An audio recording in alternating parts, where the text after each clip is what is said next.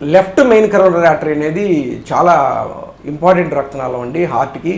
ఎందుకంటే left main coronary artery అనేది ద్వారానే మనకి 90% ఆఫ్ ది బ్లడ్ సర్క్యులేషన్ అనేది మనకి లెఫ్ట్ మెయిన్ కరోనరీ ఆర్టరీ ద్వారానే మనకి హార్ట్కి వెళుతుంది. కాబట్టి ఇక్కడ ఏంటంటే మనకి ఏ హార్ట్ అటాక్ అయినా లెఫ్ట్ మెయిన్ కరోనరీ ఆర్టరీ కనుక ఇన్వాల్వ్ అయితే మనకి ఈ మోర్టాలిటీ రేట్ అనేది చాలా ఎక్కువగా ఉంటుంది.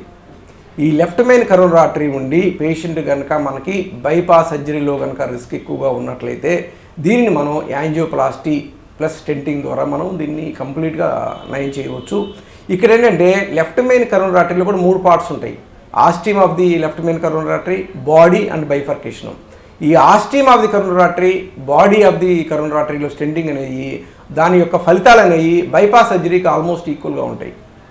అదేవిధంగా సర్జరీ రిస్క్ ఎక్కువగా ఉన్న వాళ్ళకి ఈ left main coronary artery stenting especially ఇప్పుడు ఏంటంటే ఈ 3rd generation 4th generation stents వచ్చిన తర్వాత మనకి ఆల్మోస్ట్ రీస్టెనోసిస్ రేటు స్టెంట్ మళ్ళీ రీబ్లాక్ అయ్యే రిస్క్ అనేది చాలా తగ్గిపోయింది. ఇప్పుడు ఏంటంటే మనకి స్టెంట్లో స్ట్రక్ థిక్నెస్ అంటాం, ఇది <65 మైక్రోమీటర్స్, <65 మైక్రాన్స్.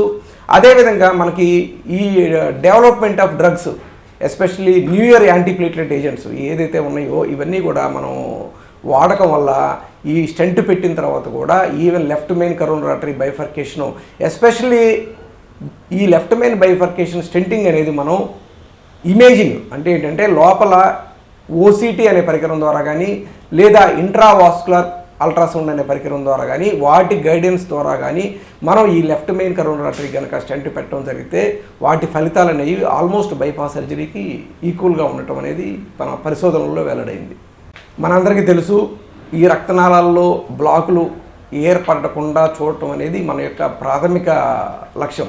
ఎందుకంటే మనకి బ్లాకులు వచ్చిన తర్వాత తీసుకున్న ట్రీట్మెంట్ కన్నా కూడా బ్లాకులు రాకుండా మనం చూసుకోవటం అనేది చాలా మంచిది.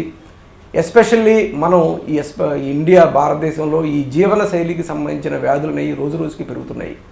మనందరం చూస్తున్నాం, ప్రతి ఇంట్లో కూడా ఒక డయాబెటిక్ పేషెంట్ ఉన్నాడు. అండ్ శారీరక శ్రమ అనేది రోజు రోజుకి తగ్గిపోతుంది.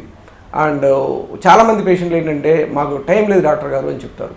ఏంటంటే ఇక్కడ నేను మెయిన్గా మీకు చెప్పేది ఏంటంటే మనకి రోజులకి గంటల తరబడి మనం జిమ్లో స్పెండ్ చేయాల్సిన అవసరం లేదు. Per day 20 to 30 minutes regular walking చేసినా సరిపోతుంది. ఇంకా కనుక మీకు టైం ఫ్యాక్టర్ కనుక ఉంటే రోజుకి 10 నిమిషాలు రన్నింగ్ చేసినా చాలు. అదేవిధంగా వారానికి 2 సార్లు 15 నిమిషాల పాటు మజిల్ స్ట్రెంథనింగ్ ఎక్సర్సైజెస్ చేసినా కానీ మనకి అమెరికన్ హార్ట్ అసోసియేషన్ గైడ్లైన్ ప్రకారం మనకి ఎక్సర్సైజ్ అనేది సరిపోతుంది.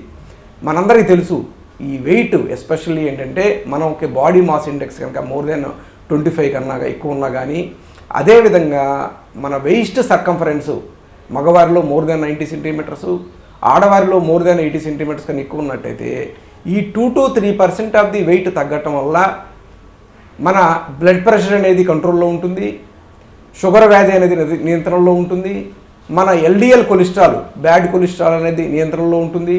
అదేవిధంగా ఈ రెగ్యులర్ ఎక్సర్సైజ్ వలన మనకి ఈ స్ట్రెస్ అనేది తగ్గుతుంది. ఎస్పెషల్లీ మనందరికీ తెలుసు ఈ రోజుల్లో మనం ఎక్కువగా ఏంటంటే ఈ జంక్ ఫుడ్స్కి ఎక్కువగా అలవాటు పడిపోతున్నాము. ముఖ్యంగా ఏంటంటే మనకి రోజుకి 4 to 5 servings fruits and vegetables తీసుకోవటం వల్ల వీటిలో ఏంటంటే మనకి హై ఫైబర్ కంటెంట్ ఉంటుంది. ఈ ఫైబర్ కంటెంట్ అనేది మనకి ఎల్డిఎల్ కొలెస్ట్రాల్ అనేది తగ్గిస్తుంది. కాబట్టి క్రమబద్ధమైన వ్యాయామం, స్మోకింగ్ చేయకపోవటము, బ్లడ్ ప్రెషర్ని కంట్రోల్లో పెట్టుకోవటము, షుగర్ వ్యాధిని నియంత్రణలో ఉంచుకోవటము, ఇటువంటివన్నీ చేయడం ద్వారా మనం ఈ రక్తనాళాల్లో బ్లాకులు అయినవి రాకుండా మన గుండెని మనం కాపాడుకోవచ్చు.